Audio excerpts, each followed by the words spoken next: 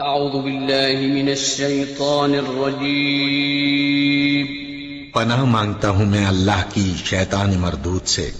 بسم اللہ الرحمن الرحیم شروع اللہ کا نام لے کر جو بڑا مہربان نہایت رحم والا ہے۔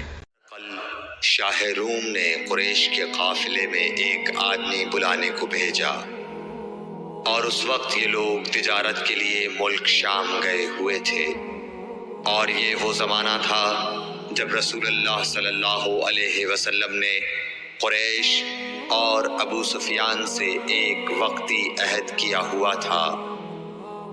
جب ابو سفیان اور دوسرے لوگ ہرقل کے پاس ایلیا پہنچے جہاں ہرقل نے دربار طلب کیا تھا، اس کے گرد روم کے بڑے بڑے لوگ، علماء، وزراء و امراء بیٹھے ہوئے تھے۔ ہرقل نے ان کو اور اپنے ترجمان کو بلوایا، پھر ان سے پوچھا کہ تم میں سے کون شخص مدعی رسالت کا زیادہ قریبی عزیز ہے؟ ابو سفیان کہتے ہیں کہ میں بول اٹھا کہ میں اس کا سب سے زیادہ قریبی رشتہ دار ہوں۔ یہ سن کر ہرقل نے حکم دیا کہ اس ابو سفیان کو میرے قریب لا کر بٹھاؤ اور اس کے ساتھیوں کو اس کی پیٹھ کے پیچھے بٹھا دو۔ پھر اپنے ترجمان سے کہا کہ ان لوگوں سے کہہ دو کہ میں ابو سفیان سے اس شخص یعنی محمد صلی اللہ علیہ وسلم کے حالات پوچھتا ہوں، اگر یہ مجھ سے کسی بات میں جھوٹ بول دے تو تم اس کا جھوٹ ظاہر کر دینا۔ ابو سفیان کا قول ہے کہ خدا کی قسم اگر مجھے یہ غیرت نہ آتی کہ یہ لوگ مجھ کو جھٹلائیں گے تو میں آپ صلی اللہ علیہ وسلم کی نسبت ضرور غلط گوئی سے کام لیتا۔ خیر، پہلی بات جو ہرقل نے مجھ سے پوچھی وہ یہ کہ اس شخص کا خاندان تم لوگوں میں کیسا ہے؟ میں نے کہا وہ تو بڑے اونچے عالی نسب والے ہیں۔ کہنے لگا اس سے پہلے بھی کسی نے تم لوگوں میں ایسی بات کہی تھی؟ میں نے کہا نہیں۔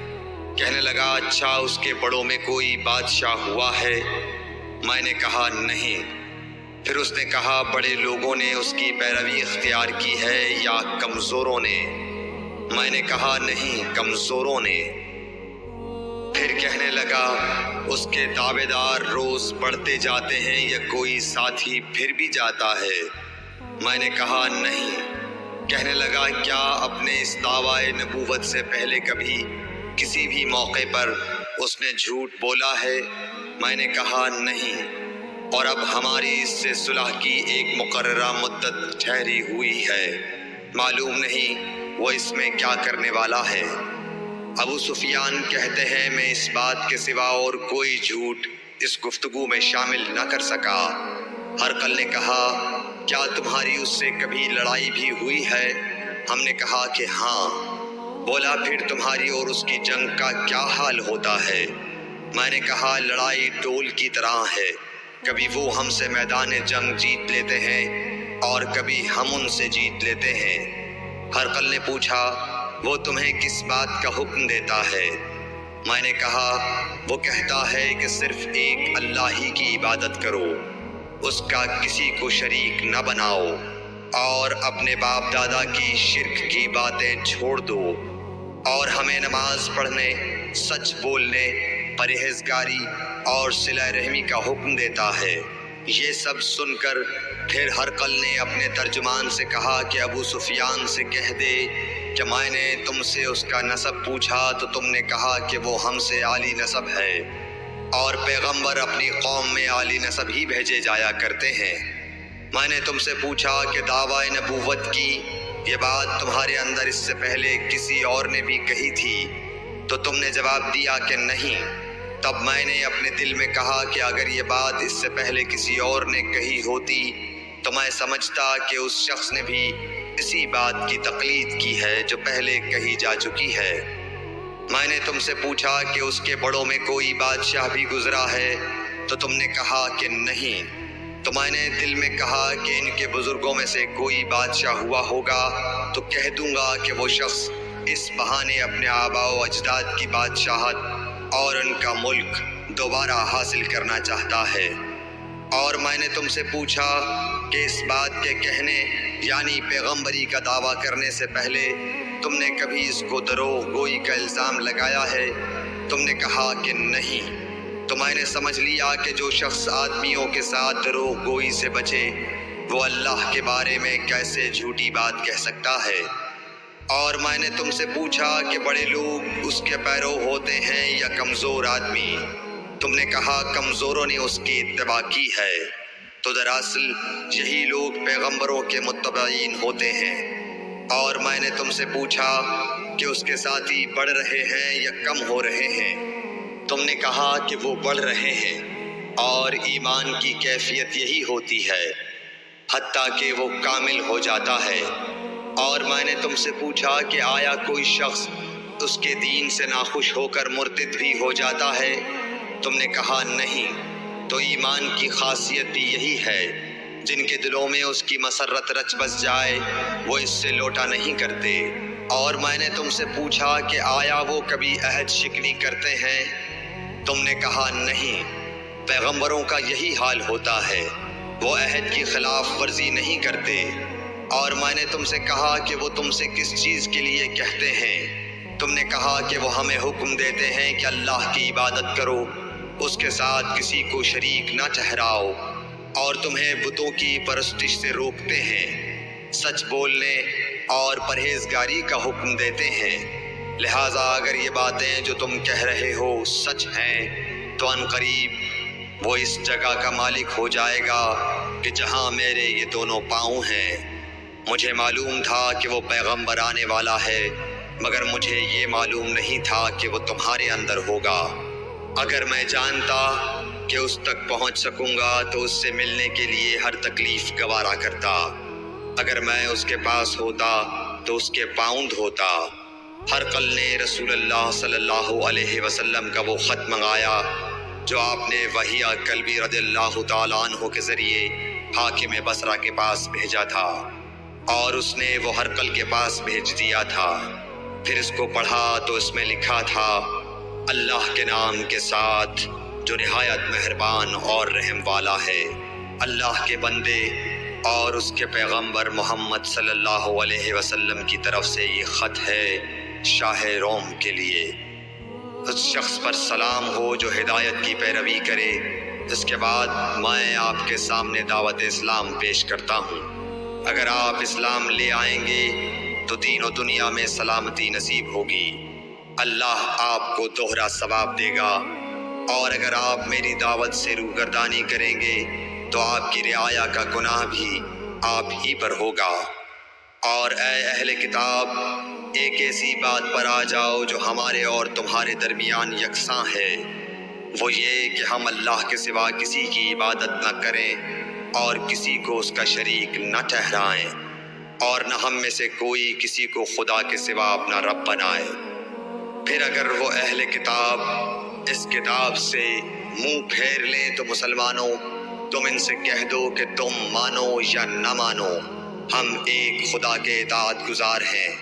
ابو سفیان کہتے ہیں، جب ہرقل نے جو کچھ کہنا تھا کہہ دیا اور خط پڑھ کر فارغ ہوا تو اس کے ارد گرد بہت شور و غوغا ہوا، بہت سی آوازیں اٹھیں اور ہمیں باہر نکال دیا گیا۔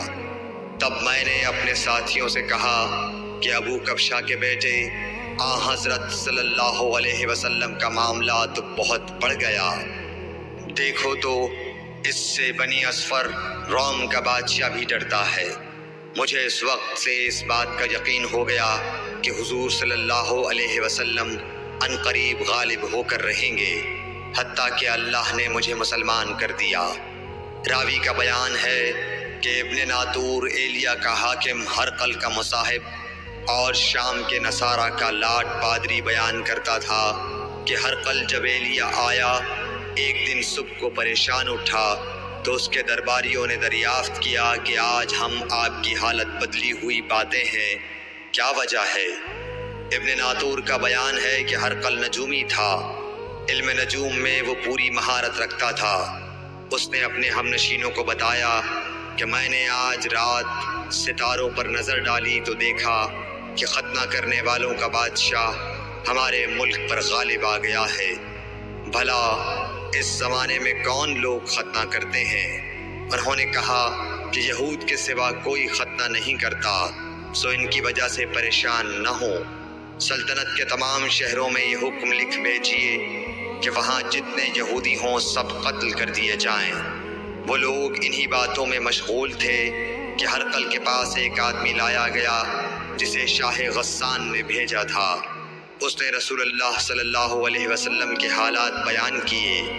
جب ہرقل نے سارے حالات سن لیے تو کہا کہ جا کر دیکھو وہ ختنہ کیے ہوئے ہے یا نہیں۔ انہوں نے اسے دیکھا تو بتلایا کہ وہ ختنہ کیا ہوا ہے۔ ہرقل نے جب اس شخص سے عرب کے بارے میں پوچھا تو اس نے بتلایا کہ وہ ختنہ کرتے ہیں۔ تب ہرقل نے کہا کہ یہی محمد صلی اللہ علیہ وسلم اس امت کے بادشاہ ہیں جو پیدا ہو چکے ہیں۔ پھر اس نے اپنے ایک دوست کو رومیہ خط لکھا، اور وہ بھی علم نجوم میں ہرقل کی طرح ماہر تھا۔ پھر وہاں سے ہرقل حمص چلا گیا۔ ابھی حمص سے نکلا نہیں تھا کہ اس کے دوست کا خط اس کے جواب میں آ گیا۔ اس کی رائے بھی حضور صلی اللہ علیہ وسلم کے ظہور کے بارے میں ہرقل کے موافق تھی کہ محمد صلی اللہ علیہ وسلم واقعی پیغمبر ہیں۔ اس کے بعد ہرقل نے روم کے بڑے آدمیوں کو اپنے حمص کے محل میں طلب کیا، اور اس کے حکم سے محل کے دروازے بند کر لیے گئے۔ پھر وہ اپنے خاص محل سے باہر آیا اور کہا، اے روم والو، کیا ہدایت اور کامیابی میں کچھ حصہ تمہارے لیے بھی ہے؟ اگر تم اپنی سلطنت کی بقا چاہتے ہو تو پھر اس نبی صلی اللہ علیہ وسلم کی بیعت کر لو اور مسلمان ہو جاؤ۔ یہ سننا تھا کہ پھر لوگ وحشی گدھوں کی طرح دروازوں کی طرف دوڑے، مگر انہیں بند پایا۔ آخر جب ہرقل نے اس بات سے ان کی یہ نفرت دیکھی اور ان کے ایمان لانے سے مایوس ہو گیا تو کہنے لگا کہ ان لوگوں کو میرے پاس لاؤ۔ جب وہ دوبارہ آئے تو اس نے کہا، میں نے جو بات کہی تھی اس سے تمہاری دینی پختگی کی آزمائش مقصود تھی، سو وہ میں نے دیکھ لی۔ تب یہ بات سن کر وہ سب کے سب اس کے سامنے سجدے میں گر پڑے اور اس سے خوش ہو گئے۔ بالآخر ہرقل کی آخری حالت یہی رہی۔ صحیح بخاری حدیث نمبر 7۔